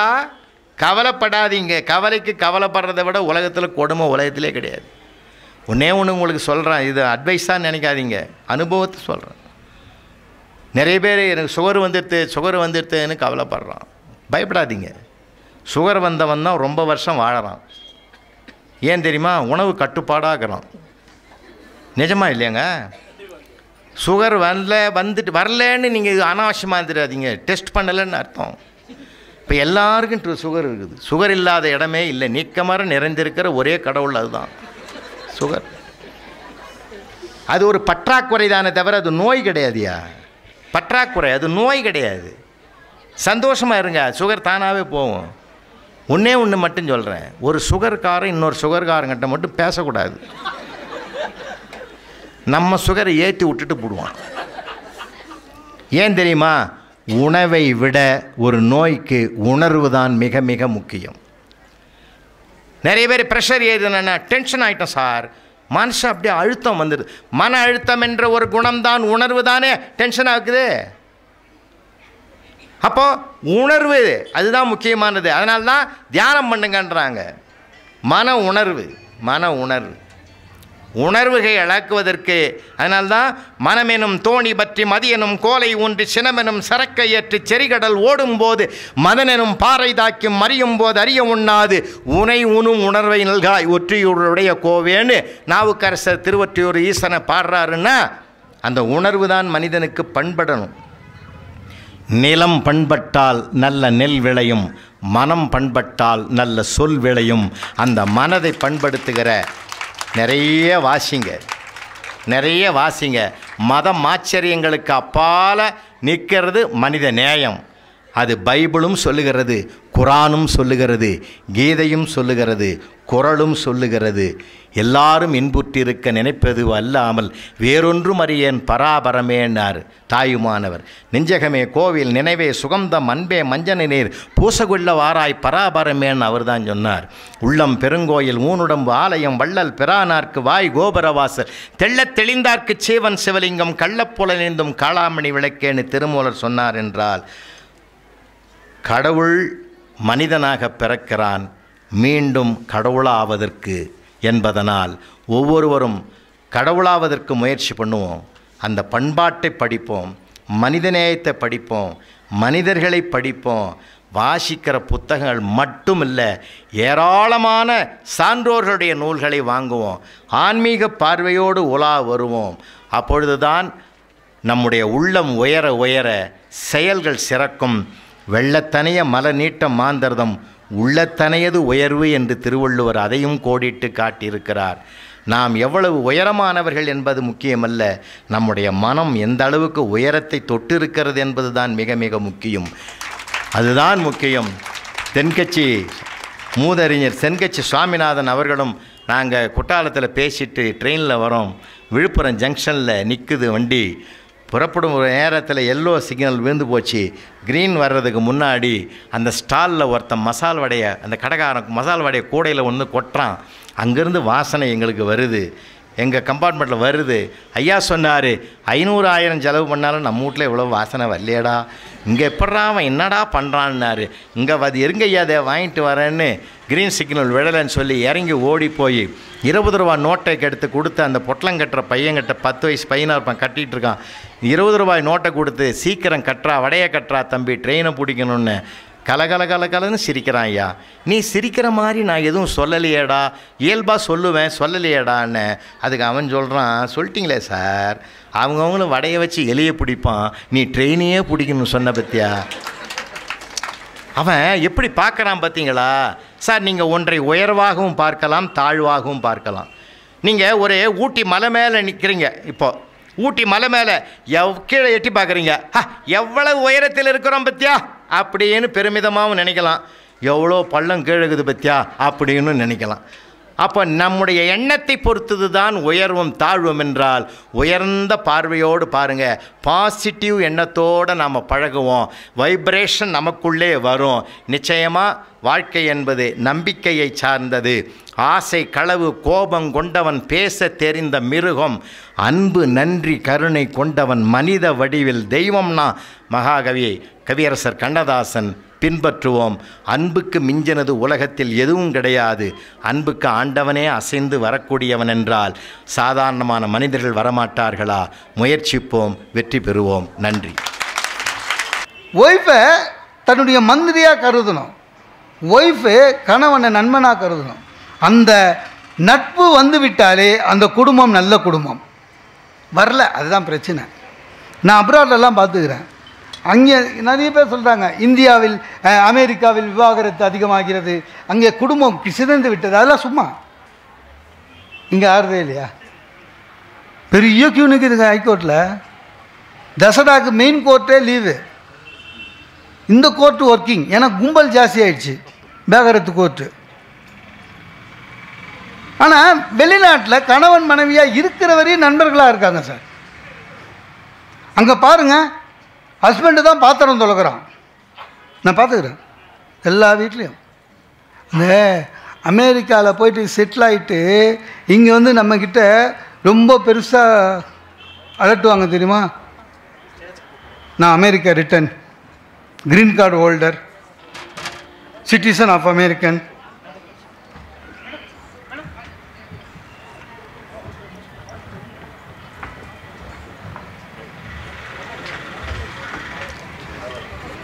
சிட்டிசன் ஆஃப் யூஎஸ்ஏ எல்லாம் சொல்லுவான்ல. எல்லாரும் பாருங்க பாத்திரம் தொலைக்கிறான் சார். பாத்திரம் தொலைக்கிறான், சிரிச்சிக்கினே தொலைக்கிறான். தொலைக்கினே ஒய்ஃபு கிட்ட கேட்குறான், டார்லிங் எனி அதர் வெசல்?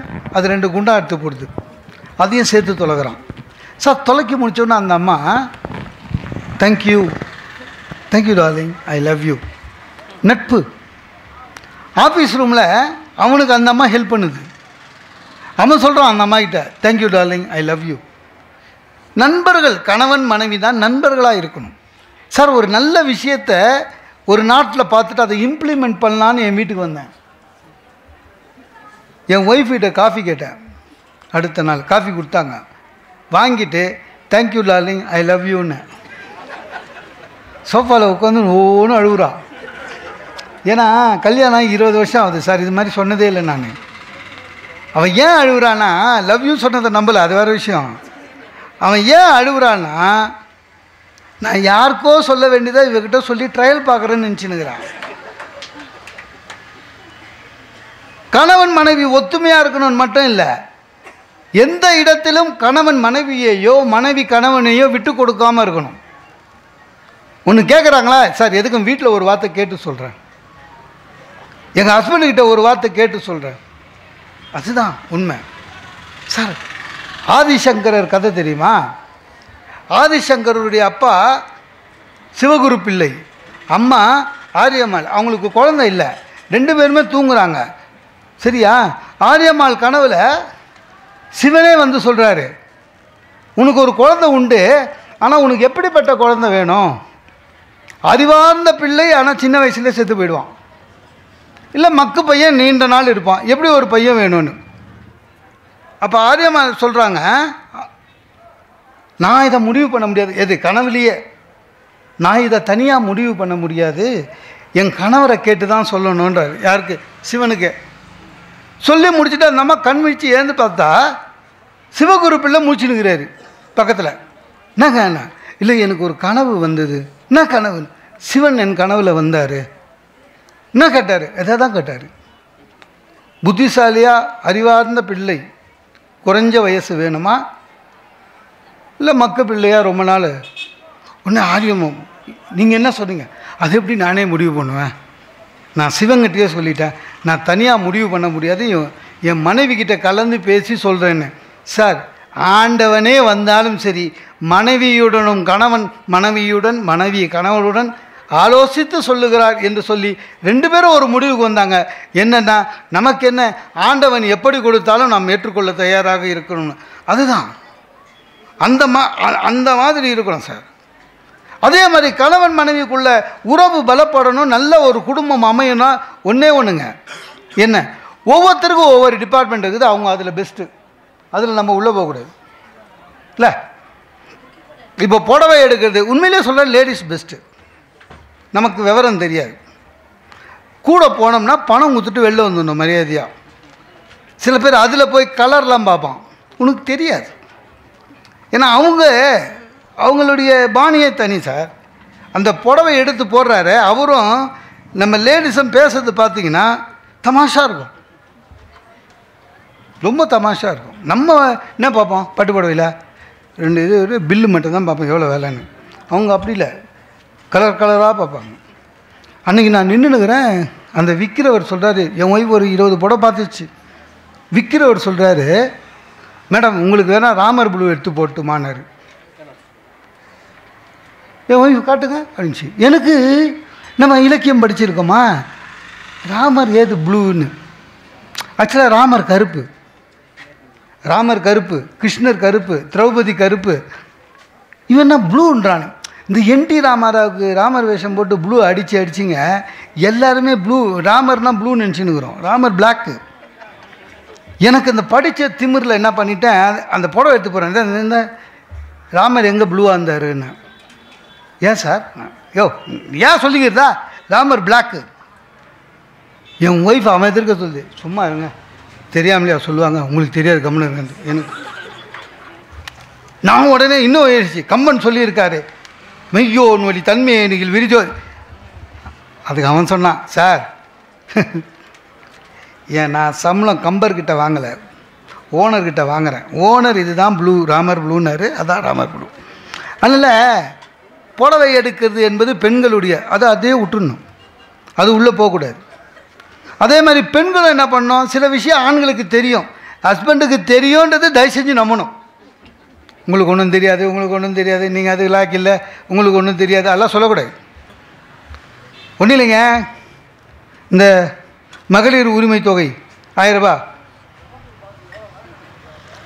என் ஒய்ஃப் என்கிட்ட சொல்கிறா, அப்ளிகேஷன் போடணுங்க 1000 ரூபான்னா. நான் சொன்னேன் வராது, ஏன்னா கவர்மெண்ட்டில் சொல்லியிருக்காங்க எதுக்கு யாருக்கெல்லாம் கிடைக்காதுன்னு. அது எல்லாம் நமக்கு கிடைக்குது, எது கிடைக்காமல் இருக்கிறதுக்கு. வாடகை வரா மாதிரி 3 வீடு, EB காரு கிடைக்காது. அதுக்கு அவ சொல்கிறா, உங்களுக்கு ஒன்றும் தெரியாது, பக்கத்து வீட்டு ஆண்டாள் அக்கா ஹஸ்பண்டு சொன்னார் கிடைக்கும். ஆண்டாள் அக்கா ஹஸ்பண்டு ப்ளம்மரு, என்ன வாடகை வீட்டில் இருக்கிறாங்க, அந்த மாதிரி வீட்டு வேலை செய்யுது, அவங்களுக்கு கிடைக்கும். அந்த ஆள் என்ன பண்ணிட்டு இருக்கிறாங்க, சார் எல்லாருக்கும் கிடைக்கும்னு சொல்லிட்டு போயிட்டான். யார், நம்ம ப்ளம்மரு. நம்ம வீட்டில் இருக்கிறவங்களுக்கு என்ன ஒரு நல்ல பழக்கம்னா, உலகத்தில் நம்ம பேச்சை தவிர எவன் சொன்னாலும் நம்புவாங்க. இது இன்னும் சொல்லிடுது நம்மால், யார், ஆண்டாளக்கான்னு. சார் கட்டாயப்படுத்திட்டு போயிட்டாங்க சார். அவங்க அப்ளிகேஷன் கொடுக்குறவங்களாம் சொல்லி தொலைக்கலாம் கிடைக்காதுன்னு. அவங்க எதுக்கு வம்புன்னு அப்ளிகேஷன் கொடுத்துட்டாங்க, ஃபில் பண்ணி. எனக்கும் அவளுக்கும் ஜாயிண்ட் அக்கௌண்ட்டு ஒத்துக்க மாட்டேன்ட்டாங்க. அதை ஜாயிண்ட் அக்கௌண்ட்டில் போட்டால் நம்ம எடுத்து போவோம். கவர்மெண்ட்டு பெண்ணுக்கு தனியாக வெறும் வேஸ்ட்டு, அது ஒரு 500 ரூபா. அவங்க சொன்ன பேக்கு ஒரு டொக்கு தெருவில் இருந்தது. என்ன அதில் போயிட்டு பண்ணேன். நான் பூ சொன்னேன் கிடைக்காதுன்னு. என்ன ஆச்சு, நெருங்குது, எது பல வீடியோ பண்ணுறது, பல வந்துடுச்சு, பேப்பரில் வந்தது. என் ஒய்ஃப் வரலையே இல்லை, நான் சொல்ல சரி வரலனாலும் ஏதோ மெசேஜ் அனுப்புவாங்களாம் பாரு அப்படின்னா. அன்றைக்கி விடியோ காலில் ஏகலை அமுச்சிக்கிறாங்க பேங்க்கில், இன்னும் பாருங்கல்ல ஒன்றும் இல்லை. அந்த பேங்க் இருக்குல்ல, அது வேறு அட்ரஸுக்கு மாறிக்குது. அந்த பிரான்ச்சு மாறின இன்ஃபர்மேஷன் அனுப்பிச்சிருக்கிறான். நான் சொன்னேன், நான் தான் சொன்னேன் கிடைக்காதுன்னு. அது என் ஒய்ஃப் சொல்கிறா, எனக்கு அப்போவே தெரியும், நீங்கள் எடுத்தோன்னே வாய் வச்சுங்கன்னு. இதுவா? அதாவது கணவனுக்கு அது தெரியும்னா மனைவி ஒத்துன்னு சும்மா இருக்கணும். மனைவிக்கு எது தெரியும் கணவன் அதை ஒத்துன்னு சும்மா இருக்கணும். குடும்ப முன்னேற்றத்துக்கு எது ஒரு நல்லதொரு குடும்பம் எது தெரியுமா? எந்த குடும்பம் அதிகமாக சம்பாதிக்க வேண்டும் என்ற ஆசையை விட இருக்கிற சம்பாதியத்தை சிக்கனமாக மகிழ்ச்சியாக செலவு பண்ணுறது எப்படின்னு தெரிஞ்சுக்கிட்டாலே அந்த குடும்பம் உருப்படும். அதுதான் பிரச்சனை. ஆண்களுக்கு அந்த பிரச்சனை இல்லை சார். உண்மையிலே எனக்கு தெரிஞ்ச ஆண்கள் சிக்கன் தான். ஒரு பேண்ட்டு ஒரு ஷர்ட்டு, வருஷம் ஃபுல்லாக ஒரு லுங்கி. நம்ம காலம் போச்சு. பெண்களுக்கு மட்டும் அது கொஞ்சம் கம்மி. ஒரு நடுத்தர குடும்பத்தில் பெண்கள் கூட பாருங்களேன், செருப்புனா கூட 3 வச்சுருக்காங்க சார். வெளியில் போட்டு போகிறது, கல்யாணம் போட்டு போகிறது, ஆஃபீஸுக்கு போட்டு போகிறது. நமக்கு அப்படி இல்லை. ராஜ்பவன் போகிறதா இருந்தாலும் சரி, லாண்ட்ரி கடை போகிறதா இருந்தாலும் ஒரே செருப்பு தான். பர்ஸ்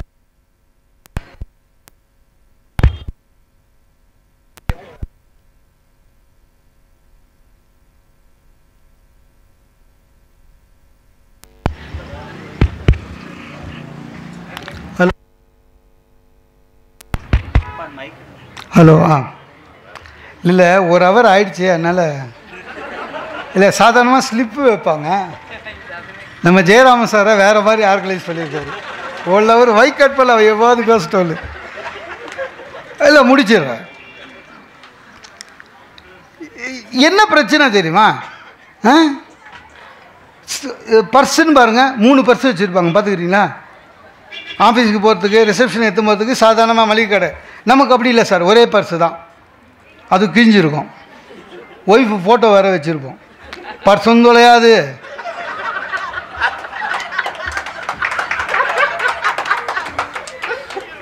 இப்போ பார்லிமெண்ட்டில் 33% நிறைவேற்றிட்டாங்க. அது சும்மா நிறைவேற்றினாங்க.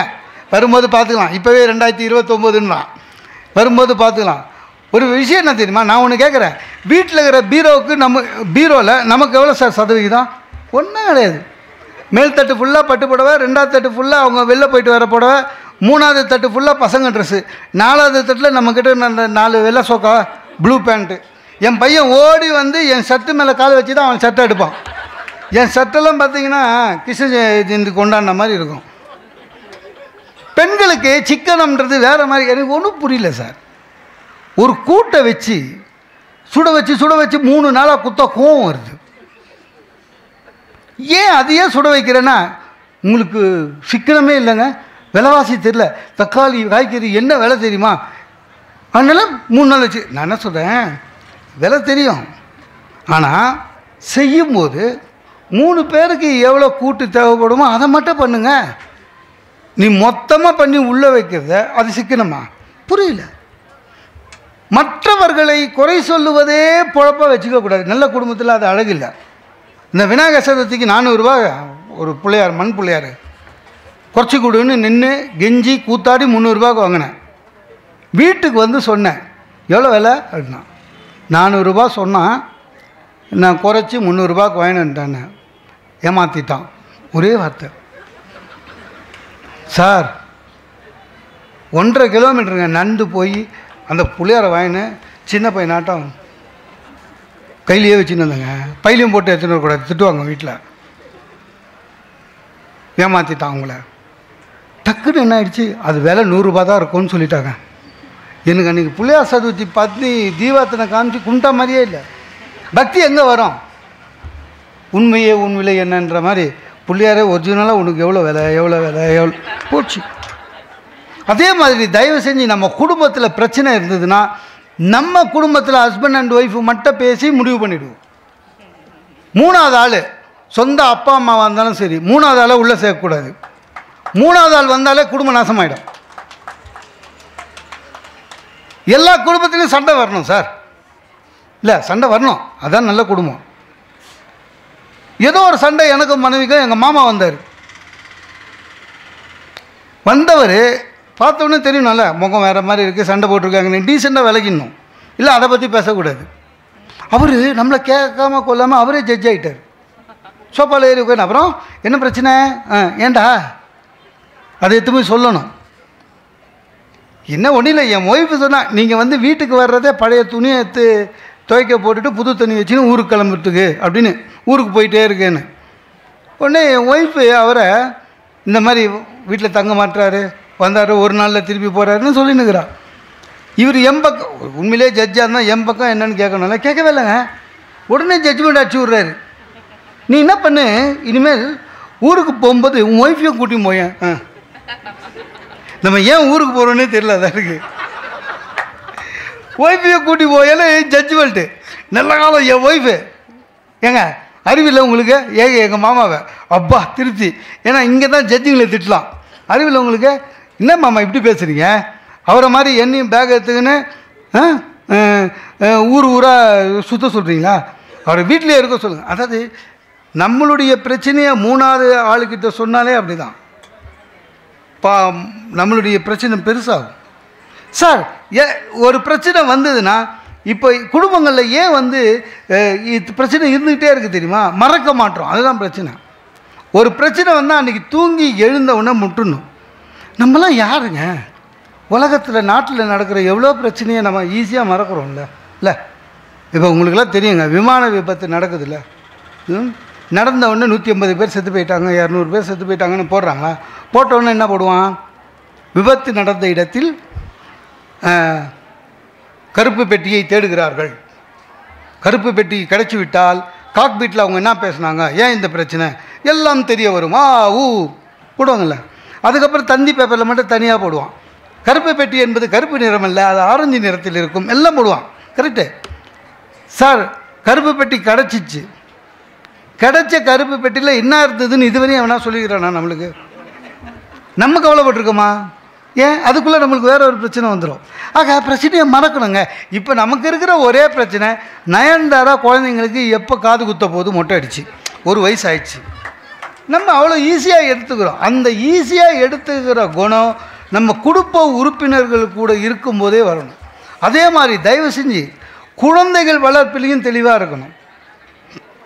நம் குழந்தைகள் நம்மை பார்த்து வளர்கிறது. ஞாபகம் வச்சுக்கோங்க. ஒரு குழந்தை கெட்ட வார்த்தை பேசுது வச்சுங்களேன், அது உண்மையிலே அதுவே பேசலை, அது கேட்ட வார்த்தையை தான் பேசுகிறது. ஞாபகம் வச்சுக்கோங்க. நாம தான் நம்ம குழந்தைக்கு ரோல் மாடல். ஞாபகம் வச்சுக்கோங்க. சார் ஒரு அப்பா பையனை போட்டு அடிக்கிறாருங்க. ஏங்க பையனை போட்டு இப்படி அடிக்கிறீங்கன்னா, விற்கிற விலைவாசியில் A4 பேப்பர் காசு கொடுத்து வாங்கிட்டு வரான் சார். ரஸ்கல் சொல்லியிருந்தா நான் ஆஃபீஸ்லேருந்து எடுத்துகிட்டு வந்திருக்க மாட்டேன் அப்படின்றான். அது அப்பா. பையன் நினைக்கிறான் அப்போ A4ன்றது வாங்கிறது இல்லை, ஆஃபீஸ்லேருந்து எடுத்துன்னு வர்றது. ஸ்கூலில் ஆரம்பிய விரும்பு.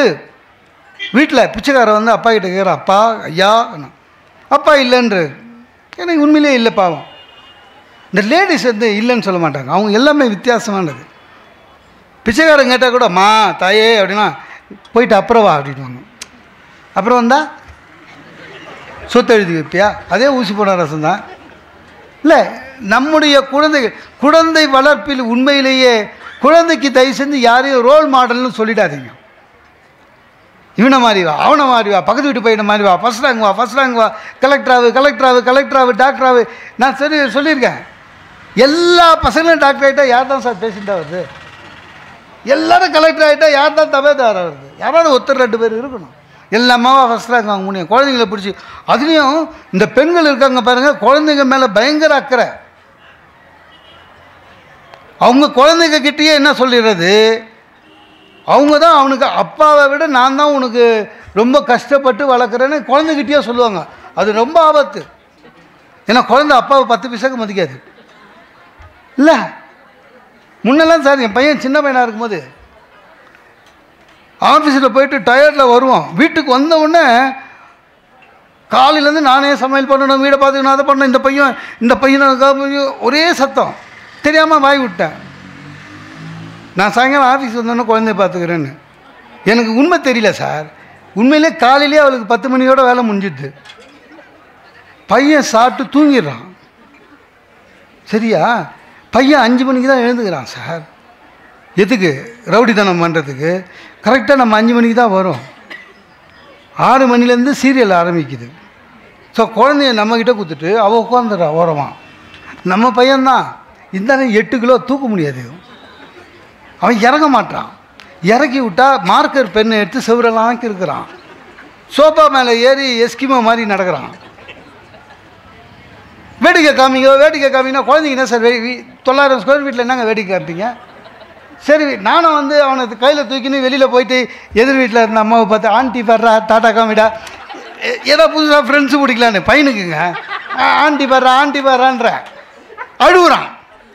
ஏன்னா அவனுக்கு வந்து எப்படின்னா என் இடுப்பில் இருக்கணும், ஆனால் அவங்க அம்மா கிட்டேயே நிற்கணும். அவனுக்கு அது அம்மாங்க போர் அடிக்கல, நமக்கு போர் அடிக்குது. தொல்லைங்க. அடப்பா, டாக்டர் வீட்டுக்கு போகிறேன் சார். டாக்டர் வீட்டுக்கு சின்ன கிளீனிங்க, 7ஆம் நம்பர் டோக்கன் கொடுத்து ஓர உட்கார வச்சுட்டாங்க. அங்கேயும் கையில் எடுத்து கொடுக்குறா, வேடிக்கை காட்டுங்க. டாக்டர் வீட்டில் என்னங்க வேடிக்கை காமிக்குது அப்படி நர்ஸிட்டு போய் காமிச்சேன். நர்ஸு வர்றாள், அவன் நர்ஸை பார்த்தாலும் ஓலை அழுகுறான். அவளுக்கு தெரியும் அந்த பொம்பளை ஊசி குத்தோல். அதே மாதிரி ஆண்களும் தன்னுடைய மனைவியை குழந்தைகிட்ட விட்டு கொடுக்கக்கூடாது. ஞாபகம் வச்சுங்க. உங்கள் அம்மாவா மக்கு, உங்கள் அம்மா தெரியல +2 7 வாட்டி எழுதுனா சொல்லக்கூடாது. குழந்தைக்கு அம்மா கிட்ட மரியாதை போயிடும். உங்கள் அப்பா தத்தி சொல்லக்கூடாது. அன்றைக்கி என் பையன் கேட்குறான் சார் WWFக்கு பேர் மாற்றிட்டாங்களுமே என்னான்னா. நான் சொன்னேன் WWFனா என்னான்னு. உண்மையிலேயே நீ டம்மி பீஸு பாடினா. யாரா சொன்னது? நான் அம்மா தான் சொல்லிச்சு அப்படின்னு. ஒன்று சொல்லுகிறேன். கணவன் மனைவி என்பவர் 2 கண்கள். ஒரு கண் கலங்கினால் இன்னொரு கண்ணிலும் கண்ணீர் வர வேண்டும். அதுதான் நல்லது ஒரு குடும்பம். ஒரு பெண், எங்கள் சுகிசிவன் சார் சொல்லுவார், ஒரு பெண்ணை அடக்கி ஆண் ஜெயித்து விட்டால் அந்த இடத்தில் ஆண் ஜெயித்தது என்ற அர்த்தம் அல்ல, அந்த இடத்திலே ஒரு மிருகம் ஜெயித்தது என்ற அர்த்தம். ஒரு ஆணை அடக்கி பெண் ஜெயித்து விட்டால் பெண் ஜெயித்தவள் அல்ல, அந்த இடத்திலே ஒரு பிடாரி ஜெயித்து விட்டாள் என்று அர்த்தம். ஆக அன்பு, பொறுமை, விட்டு கொடுத்தல் இருந்து குழந்தைகளை ஒற்றுமையாக அன்புடன் இருக்கிற குடும்பம் நல்லதொரு குடும்பம் என்று கூறி வாய்ப்புக்கு நன்றி பாராட்டி விடைபெறுகிறேன். நன்றி. இந்த தகவல் உங்களுக்கு பிடிச்சிருந்தா லைக் பண்ணுங்க, உங்க ஃப்ரெண்ட்ஸுக்கு ஷேர் பண்ணுங்க, மறக்காம எங்க சேனலுக்கு சப்ஸ்கிரைப் பண்ணுங்க.